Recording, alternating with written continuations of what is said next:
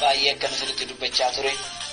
Gaa'illi gaa callisaniituma kanatti seenanii callisanii kan keessaa ba'an yeroo namatti tole gaa'ila dhaabbatanii yeroo namatti hammaate immoo kan diiggatan odoo hin taane nuyi keessattuu warri maqaan Waaqayyoo nurratti waamamee jiru kun waa'ee gaa'ilaa of eeggannoo guddaa gochuun akka nutti jiru diinni keenya seexanni karaa gaa'ilaa ulaa nutti argannaan karaa kamillee ofirraa dhoowwuu ofirraa dhorkuu akka hin dandeenye hubannaa guddaa akkasiin argachaa jirtan ni namana. Kana jechuun maal jechuudha? Eenyummaa ofii beekanii gaa'ilatti seenuun, dadhabbii ofii beekanii gaa'ilatti seenuun, hir'ina ofii beekanii gaa'ilatti seenuun, mudaa ofii beekanii gaa'ilatti seenuun adeemsa dheeraa akka nama deemsisu. Hubannaa guddaa sagalee kanarraa akka argachaa jirtan anis abdii guddaan qaba. Obboloota koo barumsa kana yeroon isinii qopheessu calliseen waan natti dhufe isiniin jedha odoo hin taane Waaqayyo ijoollee isaa karaa gaariirra humna ittiin buusuu danda'u. Waaqayyo saba isaa dhugaa jireenya bultootiin eebbisuu akkaataatti inni danda'u kallattii Waaqayyo nu qabsiisu giddu galeessa godhadheen isinitti dubbadha. Egaa waa guddaa tokkoon isin yaadachiisa. Harkifamanii deemuu waan jedhuun isinitti himaa ture. Gaa'ila keessatti gaa'illi finyoo akka inni qabu, finyoo ittiin harkisu akka inni qabu. Finyoon gaa'illi ittiin harkisu kun immoo finyoo adda addaa akka ta'e. Finyoon ittiin harkifamuu qabnu garuu kam akka ta'e odoon kallattii isiniin kaa'ina nafa jedhee yaadu. Kanaaf adeemsa gaa'ilaa keessatti yookaan ijaarsa gaa'ilaa keessatti yookaan bultoo ofii akkaataatti deeman keessatti namni maal irratti hundaa'eetu yookaan immoo maal giddu galeessa godhateetu gaa'ilatti seena waan jedhu waa lama sadii isinii kaasan ture. Macaafni weeddotaa kun namoota bara sana jiraniif dhaloota bara sana jiraniif ergaa guddaa akka inni qabu. Mucayyoon kun boqonnaa tokko irratti boqonnaa afur irratti waan mucayyoon gurraattiin sun jette isinii kaasen ture. Na harkisii si duuban fiigaa. Na harkisii si duuban fiigaa jettee akka isheen dargaggeessa sanaaf weeddiste isinitti kaaseen ture yoo yaaddattan. Kanaaf gaa namni maaliin harkifameetu gaa'ila dhaabbataa jira? Maal ta'eetu immoo gaa'illi namaa diigama kan jedhu namni bifa giddu galeessa godhatee gaa'ila dhaabbateetu gaa'illi namaa diigama isiniin jedheen ture. Bifa malqisa jennu sana.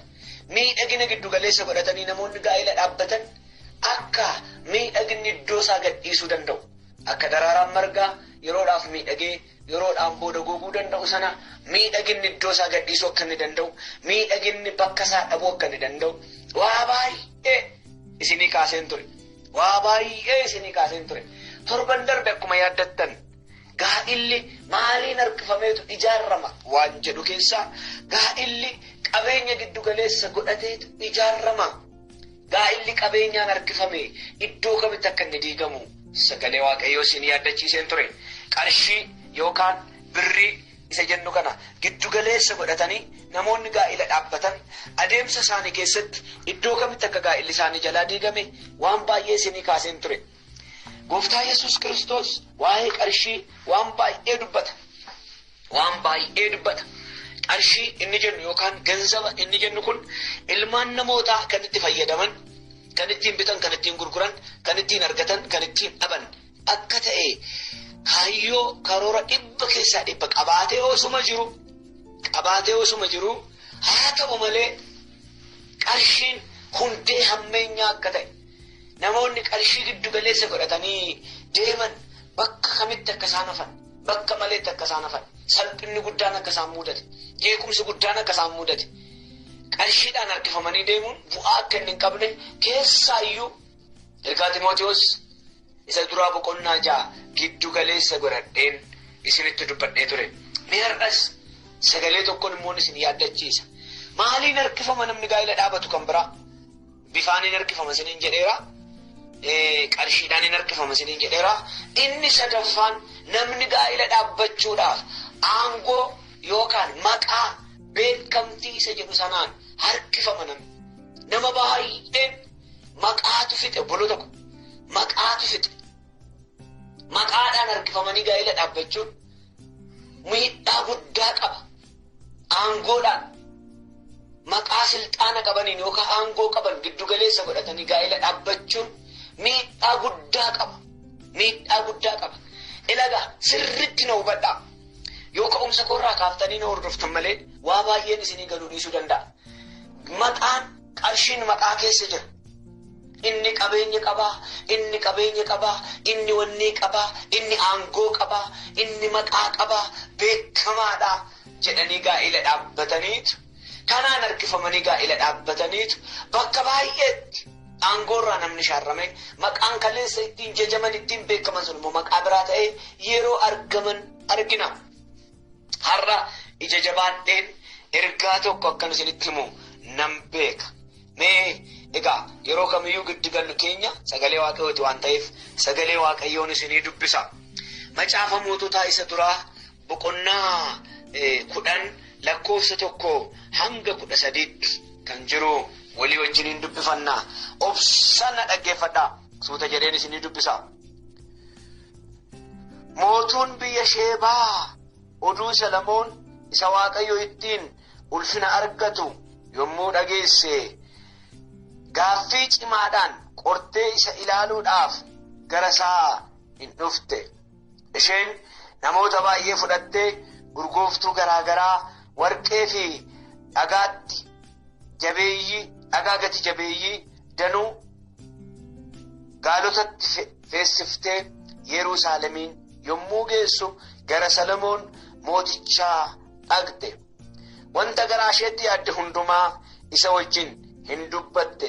Yommuu Solomoon gaaffii isheen gaafatte hundumaaf deebiin kenne. Wanti mootichi isheedhaaf deebisuu dadhabe tokkollee hin turre.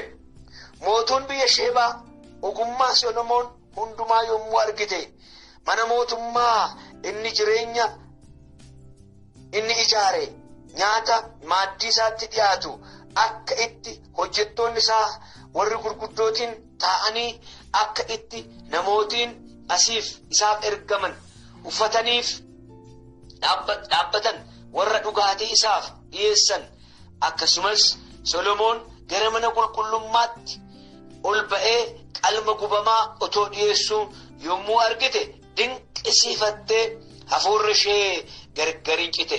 Yommus isheen mootichaan ani inni waa'ee kee hojii keetii fi waa'ee ogummaa keetii biyya kootti dhaga'e dhugaadha. Garuu hamma ani ofii kootii dhufee ija kootiin isa argutti dubbii kana amanuu hin dandeenye. Kunoo walakkaa dhumti saayyuu anatti hin himamne. Ati isan dhaga'e caalaa ogummaa badhaadhummaa baay'ee qabdaa jetteetu Solomoon wajjiniin haasa'a ishee itti fufte. Na caqasaagaa. Dubartiin kun dubartii Itoophiyaati jedhama caafni Oromoof Amaariffaa. Dubartiin kun dubartii biyya Itoophiyaa tokko jedheetu ibsa. Ilaalaa gaa dubartiin kun Salamoon nama jedhamu ogeessa, nama aangoo qabu, nama waan dubbate hundumaan namni fudhatama isaa godhu, nama guddaa kan jedhu oduu biyya ishii teesseetu dhageesse. Oduudhuma dhageesse kanarra dhaabatteetu waan biyya ishii keessa jiru gaalotatti feessifte. Salamoon nama jedhamu ogeessa, nama aangoo qabu, nama waan dubbate hundumaan namni fudhatama isaa godhu, nama guddaa kan jedhu oduu biyya ishii teesseetu dhageesse. Oduudhuma dhageesse kanarra dhaabatteetu waan biyya ishii keessa jiru gaalotatti feessifte. Waan akka shittoo, waan akka qumbii, waan akka urgaa'u, mi'a barbaachisu warqee biyya ishii keessa jiru gaalatti feessifte. Maalirra dhaabattee oduu zinnaa isa jennu sana beekamtii namichichaa dhageesseetu feessiftee fuutee manaa baate. Obboloota koo oduu dhageessanii gaa'ila dhaabbachuudhaaf inni nama guddaadha, ishiin nama guddoodha jedhanii isinitti odeessuu dhageessanii waan qabdan fixachaa warri jirtan zinnaa yookaan aangoo yookaan maqaadhaan gaa'ila dhaabbachuun nama fullaasu. Har'a ergaa kanan isinitti himuudhaaf gadi ba'e. Har'a ergaa kana isinitti himuudhaafan dhufe. Waan qabdu feete as amma warra na dhagaa jirtan kana keessaa oduudhaan, maqaa dhaga'uudhaan, zinnaa dhaga'uudhaan, jabina, aangoo, qabeenyan qaba, waan akkasiin godha, waan akkasiin danda'a, dandeettiin koo amma kana jechuudhaan gaa'ila dhaabbachuudhaaf warri qophooftanii jirtan odoo of qabaarra jiraattanii baay'een gammada. Waan qabdan fe'aa warri jirtan gara namitti wajjin gaa'ila dhaabbattanii, gara mucayyoo wajjin gaa'ila dhaabbattanii sanatti waan qabdan fe'aa warri jirtan giddu galli keessanii maqaa namicha kanaa yookaan maqaa mucayyoo kanaa dhageessanii, sanyii mucayyoo kanaa sanyii mucaa kanaa dhageessanii, zarii isaa zarii ishii dhageessanii, silxaana isaa silxaana ishii dhageessanii yookaan aangoo isaa aangoo ishii dhageessanii, qabeenya isaa qabeenya ishii dhageessanii gaa'ila dhaabbachuudhaaf harkifamaa warri jirtan yoo dhaabbattan baay'ee natti tola. Hin diigama. Haalelluuyaa. Hin diigama. Aangoon hin diigama. Maqaan hin diigama. Biyya nani dhaladhetti namoonni gaa'ila kan dhaabbatan sanyii walii lakkaa'aniiti. Zarii eenyuuti namichichi? Zarii eenyuuti intalittiin? Gosa eenyuufaa keessaa gurbichi? Gosa eenyuufaa keessaa intalittiin? Jedhaniitu zarii walii qoratu. Mucichi maal qaba mucichi? Silxaana qabaa. Irra jireessa bara keenya kana keessa inni nama baratedha, inni dooktaradha, inni kaabineedha, hojii mootummaa keessa jira, miindaa qaba, waan akkanaati, waan akkasiiti, inni naggaadeedha, konkolaataa qaba, inni horii baay'ee qaba. Kuni gaa'ilan ta'u firoota koo, kuni gaa'ilan ta'u. Kuni hojii ittiin biddeena nyaatani malee maqaa ittiin gaa'ila dhaabbatan miti. Qabeenya qabaachuun maqaa ittiin gaa'ila dhaabbatan miti. Gaa'illi qabeenya irra miti kan dhaabatu. Gaa'illi maqaa irra miti kan dhaabatu. Aangoon irratti hundaa'ee waajjira isaatti fayyada malee, waajjira ishiitti fayyada malee gaa'ila keessatti fayyadu. Sanyiin isaanii, maqaan zarii isaanii gaa'ila keessatti fayyadu. Nigdiin inni nagadu, ishiin nagaddu, daldalli isaan qaban, suuqiin isaan qaban, birriin isaan lakkaa'achaa oolan gaa'ila keessatti fayyadu. Namoonni baay'een isa kanaan harkifamanii gaa'ilatti seenaniitu caccabanii dhumanii hafu. Kanaaf gaa'illi maaliin harkifamuu qaba? Waan jedhu har'a isinitti uumamas. Maaltu harkisaa jira nama? Gara gaa'ilaatti maaltu harkisaa jira ilmoo namaa? Maaltu gaa'ila namaa addeessaa balleessaa jira? Isa jedhuun isinitti hima. Aniif isin gaa'ila dhaabbachuudhaaf maaliin harkifamuu qabna ree? Waan jedhu sana har'a dhaga'uun barbaadina. Yoomiyyuu maal jedha garuu paasteriin kun maal nutti yaada? Waaqayyoon harkifamuu qabanuu jechuu deemam dhumarra jechuu yaaduu dandeessu. Waan sagalee waaqayyoo jedhuun isinitti himaanu. Waan sagalee waaqayyoo jedhuun isinitti hima. Ilmoon namaa har'a bakka baay'eetti badaa kan jiru fe'aa jira. Zinnaatti fe'aa jira. Maqaatti fe'aa jira qabeenya isaa. fe'aa jirti intalli kun. Mootiin warra Itoophiyaa yookaan mootiin warra macaafni Oromiffaa kun akka inni dubbatetti mootuun biyya Sheebaa jedhee dubbata. Sheebaa jedha. Oromiffi kun Amaariffi isaa garuu mootiin warra Itoophiyaa tokko jedha. In feete qabeenya biyya ishii warqee biyya ishii jiru gaalotatti feete. Gaalotatti feetee geessiti. Yeroo achi geessu hin dinqisiifatte. Duubni nama dinquu namala. Odoo waa'ee Solomoon gaaffii isa gaafatte deebii ishiidhaa deebise sanaan dinqisiifatte. Mana mootummaa sana keessa waan jiru laaltee dinqisiifatte. Teessoo achi jiru laaltee dinqisiifatte. Haasaa inni haasa'u laaltee dinqisiifatte. Namoota isatti hiriiranii isatti marsanii hojjettoota waajjira isaa keessa jiran laaltee dinqisiifatte. Isaan kun hundumtuu dinqisiifamuun isaanii kun hundumtuu gaa'ilaaf gatiin qaban. Ilaalaa obboloo tokko waan duubaa laaltee dinqisiifatte malee keessa isaa odoo laalte Solomoon dubartoonni inni walitti qabatee jiru gara 1,000tti dhiyaataniiru. Dubartoonni inni walitti qabatee jiru gara 1,000tti dhiyaataniiru. Namni isa wajjin kolfan bakka innumti mucaan irraa godhatu innumti bakka nu wajjin haa jiraatu jedhanii maqaadhuma kana zinnaasaa kana laalanii kan wajjin jiraatan baay'ee kumatti dhiyaataniiru. Gara 700 gara 800tti dhiyaataniiru. Kuma ta'aniiru jedha macaafni keenya. Gaa'ilaaf hin fayyadaa namichi kun. Zinnaasaa kana dhaga'anii maqaasaa kana dhaga'anii dhaqanii wajjin hiriiruun hin fayyadaa gaa'ilaaf. Hin fayyadu. Walitti qabaa jira. Namoota baay'ee walitti qabachaa jira.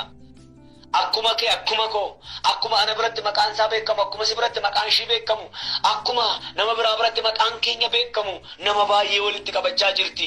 Nama baay'ee walitti qabachaa jira. Namichi kun nama baay'ee walitti qabachaa jira. Nama baay'ee walitti qabachaa jirti intalli kun. Itti fe'aa jiru. Itti fe'aa jirtaatis itti fe'aan jiraanis.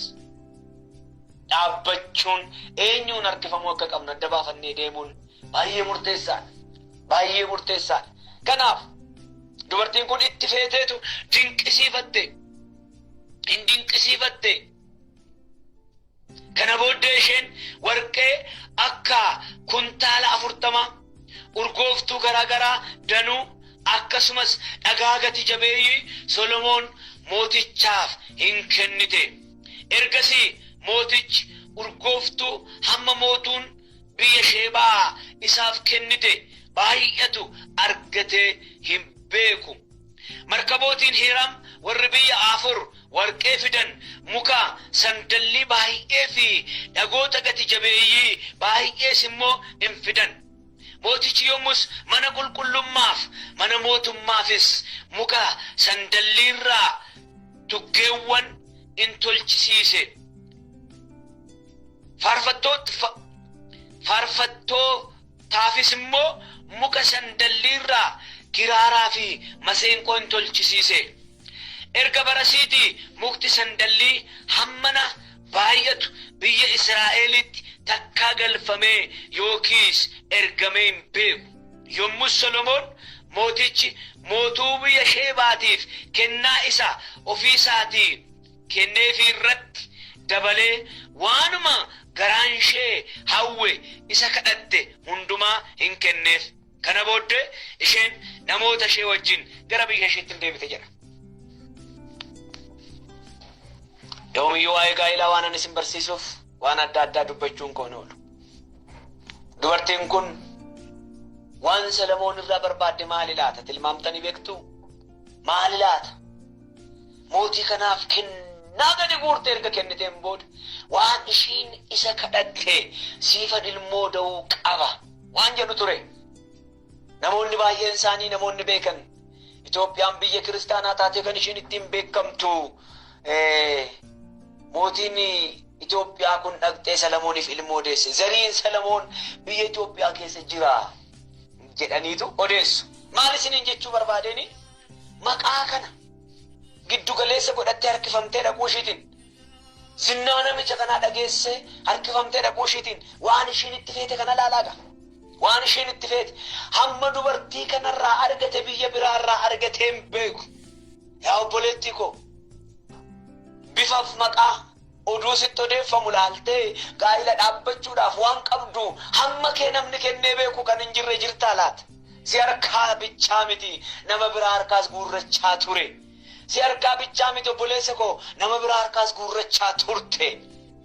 Bifa zinnaa maqaa giddugaleessa godhattanii harkifamaa warri jirtan, harkifamtanii dhaqaa warri jirtan gaa'ilan ta'uu dhaabbadha.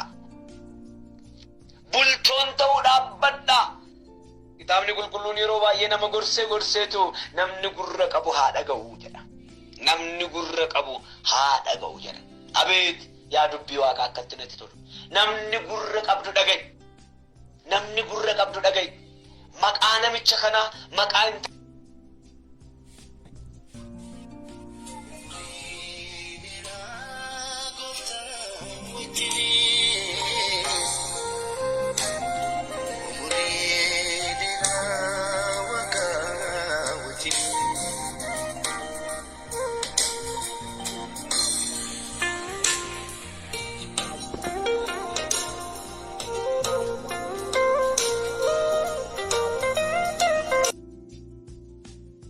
gaasii dabarsan malee siin galu yoo ta'e malee dhaabbadhu.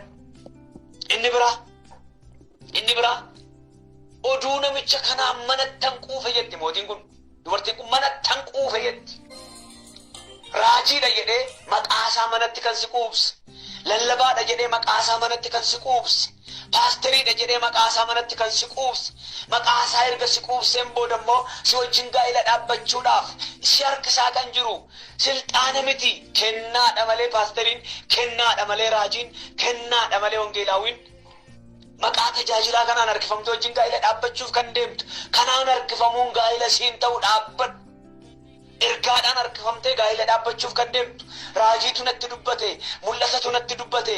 Isa wajjin hoo gaa'ila dhaabde malee, ishee wajjin hoo gaa'ila dhaabde malee jedhee waaqni natti hime. Ani waggaa 25 ol tajaajileera.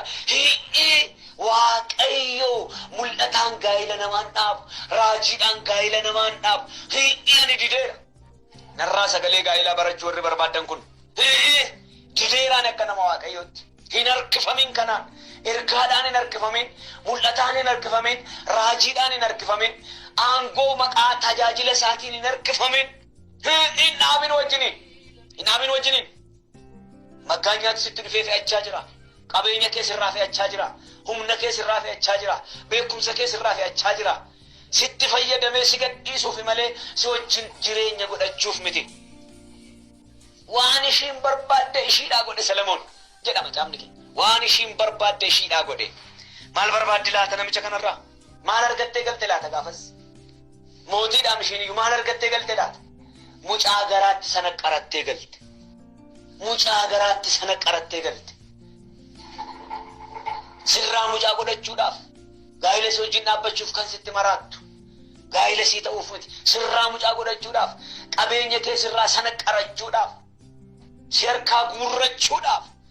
Namni si wajjin gaa'ila dhaabbachuu barbaadu inni si harkisaa jiru kuni waaqarraa miti. Si wajjin hin fulla'u. Yeroo bichaadhaaf sitti fayyadamee darbaa. Dhaabbadhu of ilaali. Waaqayyo hubannaaf ogummaa isiniif haa kennu. Obboloota koo baay'een ciniinnadhee isinitti dubbadhe. Baay'een keessan akkasin naatan akkasin dammaqtan nan amana. Itti fe'aa warri jirtan akkasin dammaqaa jirtan nan amana. Itti fe'aa warri jirtan. Waan qabdan warqii biyya keessanii, qabeenya biyya keessanii itti fe'aa kan jirtan. Amma akkasin dammaqaa jirtan nan amana. Itti feete dubartiin Sheebaa kun. Itti feete Salomoon akkana jedhe amma ishiin isaa feete namni isaa fe'ee beeku hin jiru. Edaa namni biraas fe'aafii jira. Edaa namni biraas fe'aafii jira sibichaa miti. Nama biraarraas fe'achaa jirti si fe'achaa jira edaa sibichaa miti. Ani sibichaatu itti fe'aa jiran see namni biraas fe'aafii jira da. Ati hin beektu oduunuma dhageesse. Inni naggaadeedha jechuu dhageesse. Inni hojjetaa mootummaati jechuu dhageesse. Inni paasteriidha jechuu dhageesse. Inni raajiidha jechuu dhageesseetu itti fe'aa jirta. Dhaabbadhu. Eeyyee gaaf tokko boo'ichaaf ilkaan qarumsatti hafta. Si wajjin hin fulla'u gaa'ila siif hin ta'u. Isaati ilaalte zinnaa kana laalee si wajjin jalqabe. Maqaa kee kana laalee si wajjin jalqabe. Qabeenya kee kana laalee si wajjin jalqabe. Qabeenya isaa kana laaltee wajjin jalqabde. Zinnaa isaa kana laaltee wajjin jalqabde. Dhaabbadhuun sin jedha ganama kana. waaqayyo waan jiraataan maaliin harkifamanii gaa'ila dhaabbachuu akka qaban si haa hubachiisu. Gooftaan ayyaana isaa siif haa baay'isu. Nana mana obboleessa koo obboleettii koo sagaleen kun fuula fuulduratti si oofaa akka jiru. Sagaleen kun humna guddaa sii ta'aa akka jiru. Isatti qajeelte kana dhaabbattee akka ta'uuf laaltu si godhaa akka jiru. Nana mana barriif jireenyi kee haa eebbifamu. Kadhanna Waaqayyoon. Guddummaa kee fuulduroomtuu dhaabachuu kan hin dandeenye. Bara mootee bara kan dabarsitu. Aangoo qabeessa kan taate abbaa keenya isa amanamaa Gooftaa Yesuus. Galatoomi. Ganama bareedaa kana immoo balbala ulfina kee nurratti isaa eebbifame. Buddii keenya nuu jabeessitee eebbifame. Haasaa keenya nuu cimsitee eebbifame. Gurri sagalee kana dhaga'u dhaabbatee akka of ilaalu. Sirraa waa dhaga'uudhaaf yeroo akkasii kennu. Humna isaa gara keetti akka garagalfatu. Ayyaana kee jala akka dhokatu. Maqaa Kiristoosiin gurra sagalee kana dhaga'ee eebbisi. Yaa Waaqayyo sagalee kanaan namoonni gaa'ila dhaabbatan akka ijaaraman. Namoonni gaa'ila dhaabbachuuf deeman akka ijaaraman. Ilaalcha isaanii akka sirreeffatan. Gooftaa Yesuus finyoon isaan ittiin harkifamuu qaban maal ta'uu qaba laata jedhanii sirraa waa dhaga'uudhaaf akka qophaa'an ayyaanni humni ogummaan ulfinni isaaniif haa ta'u. Anallee garbicha kee dhugaa dubbii sagalee kee kana gurra ijoollee keetiin ga'uu akka hin danda'u maqaa Kiristoosiin na gargaari. Yaa Waaqa guyyaa kana nu eebbisi. Sagalee kana maqaa Yesuus Kiristoosiin ittiin nu ijaari. Ameen. Sagalee kana walii daddabarsaa. Obboloota gaa'ilaan miidhamaa jiran qaqqabsiisaa.